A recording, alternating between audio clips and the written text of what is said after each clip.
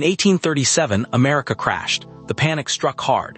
In 1837, the nation faced one of its most severe financial crises, the Panic of 1837. This wasn't just a dip in the economy, it was a full-blown economic crisis that left many Americans struggling to make ends meet. Andrew Jackson played a crucial role in the events leading to the Panic of 1837. Jackson was the 7th President of the United States, and he had a significant issue with the Second Bank of the United States, a powerful financial institution. Jackson believed this bank was too powerful and undemocratic, so he set out to dismantle it. His actions had consequences that would ripple through the economy for years to come, including the Panic of 1837.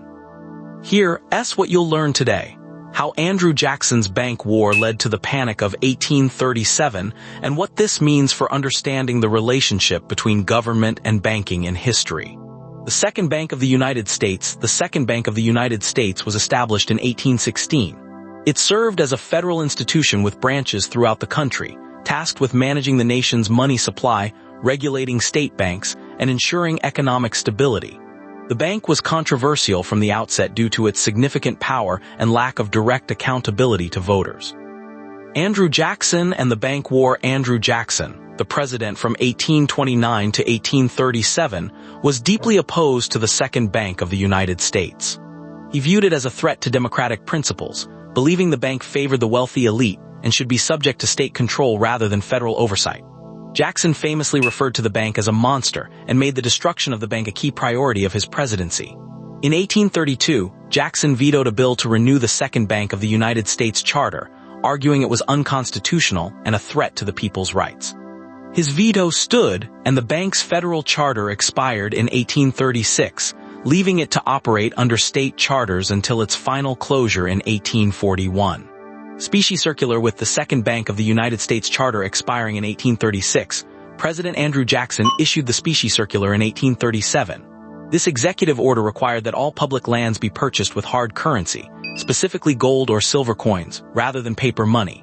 The goal was to curb speculation and stabilize the economy by insisting on the use of real money rather than just paper promises. The impact of the Specie circular. The Specie circular caused a significant shift in how Americans handled their money. Prior to this, many people bought land on credit using banknotes and drafts. Suddenly, they were required to pay with actual gold or silver coins.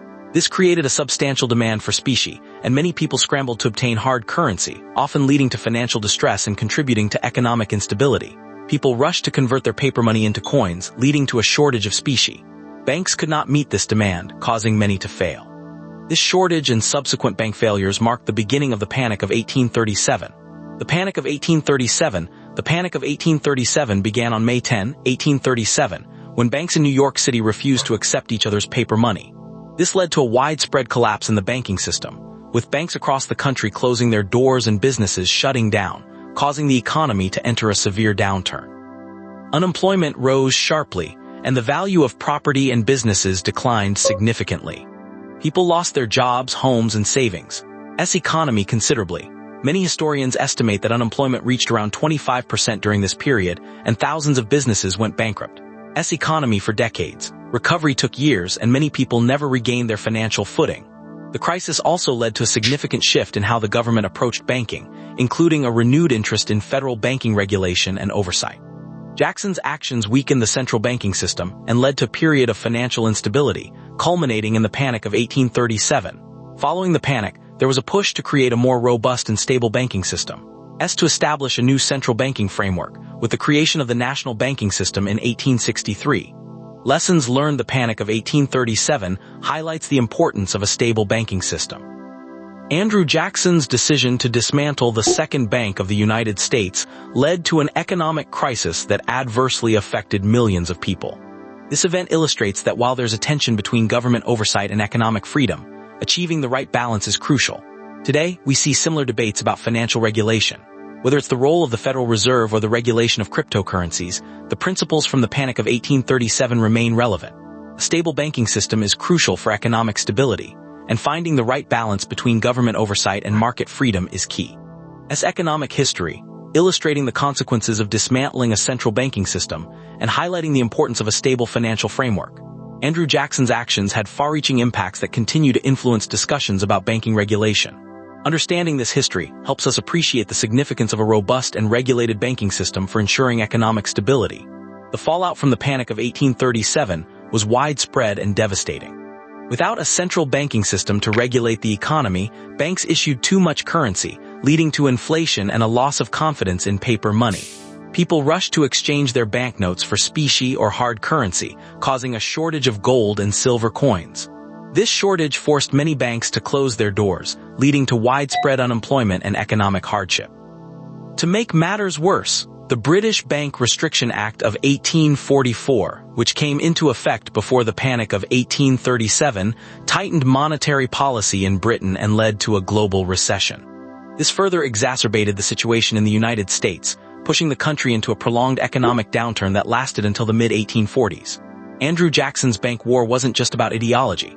It was also a reflection of the political climate of the time. Jackson and his supporters believed that a central bank was a tool of the elite, controlled by wealthy financiers and disconnected from the average American. They viewed it as a threat to democracy and individual liberty. However, the consequences of their actions, including the economic downturn known as the Panic of 1837, revealed the critical role a central bank plays in stabilizing the economy. The Panic of 1837 also highlighted the importance of regulatory oversight. In the absence of a strong regulatory framework, banks were free to engage in risky lending practices and speculative investments, contributing to economic instability. This lack of regulation allowed for the creation of speculative bubbles that eventually burst. The episode underscores the need for a balance between market freedom and government oversight to prevent such crises. Another key lesson from the Panic of 1837 is the importance of financial transparency and accountability. During the crisis, the lack of clear financial reporting and oversight made it difficult for investors and the public to understand the true state of the economy. This opacity contributed to the panic and exacerbated the financial crisis.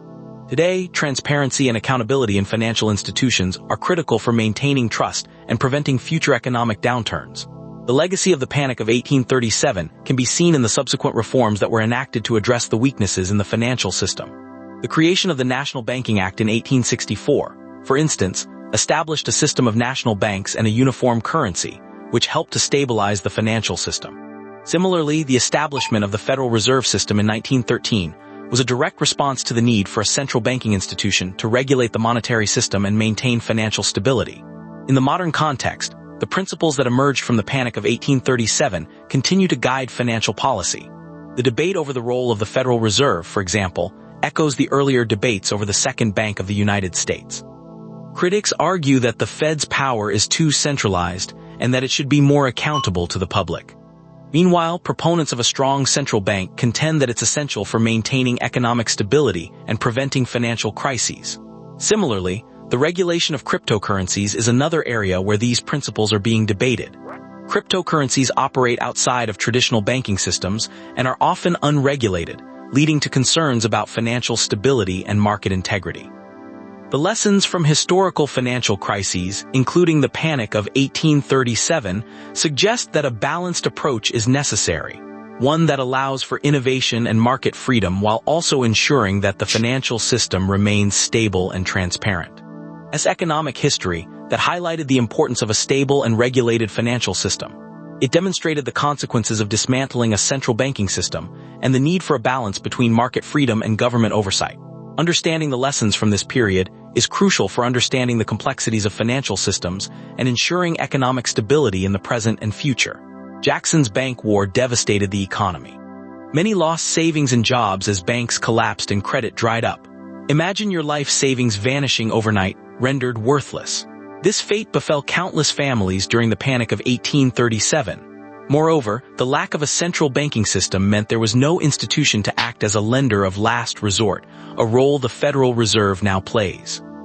During the Panic of 1837, no one stepped in to provide liquidity when banks couldn't meet demands for cash, leading to a domino effect of bank failures.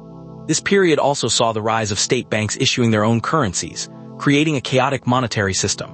Imagine walking into a store and not knowing if the paper money in your pocket was worth anything, as each bank issued its own notes without a uniform standard. That's what American merchants and consumers faced during this time, leading to widespread confusion and distrust in the financial system. The Panic of 1837 highlighted the dangers of speculative bubbles. Many investors poured money into land and infrastructure projects that were overvalued. When the bubble burst, investors lost their savings, economic growth slowed dramatically as construction projects halted, and unemployment rose sharply. A stable financial system is crucial for preventing economic crises. Without adequate regulation and oversight, the consequences can be severe. Tomorrow on the Money Files, executor and trustee responsibilities.